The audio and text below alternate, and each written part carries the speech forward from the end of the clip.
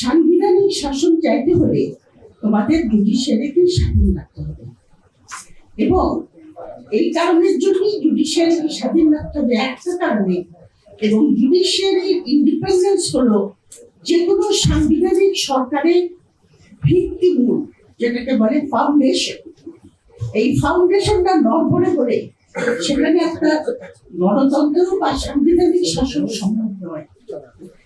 সাংবিধানিক গণতান্ত্রিক শাসন মানেই হলো আপনার যে রিপাবলিক। আমরা তো Bangladesh is not a republic, কিন্তু রিপাবলিকের যারা নাগরিক তাদের fundamental rights, rule of law, অনেক কিছু আপনার দরকার হবে, সেগুলি আপনার সম্ভব হবে না।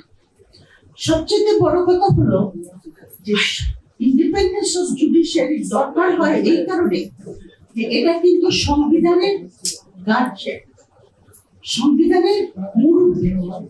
মুরব্বী মানে যে কোনো দেশে একটা সাংবিধানিক ভাবে দেশটা পরিচালিত হচ্ছে কিনা, আইন প্রণয়ন সেভাবে হচ্ছে কিনা, সেটা জুডিশিয়ারি দেখে।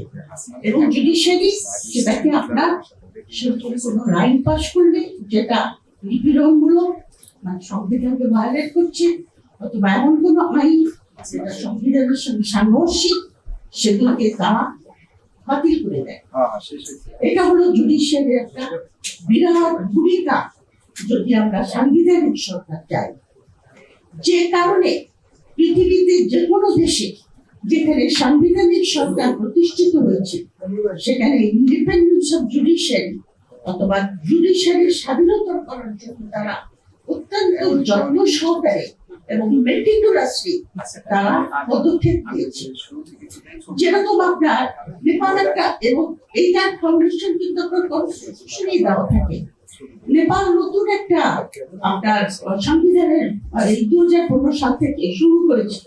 সেখানে তারা কিন্তু সংবিধানে লিখে দিয়েছে যে জাজদের অ্যাপয়েন্টমেন্ট কি করে হবে, রিমুভাল কি করে হবে, তাদের স্যালারি এবং তাদের অন্য প্রোটেকশন কিভাবে আসবে, এবং তাদের আন্ডারে যে সমস্ত কোর্ট থাকবে সেগুলি জুরিসডিকশন স্বাধীন থাকে।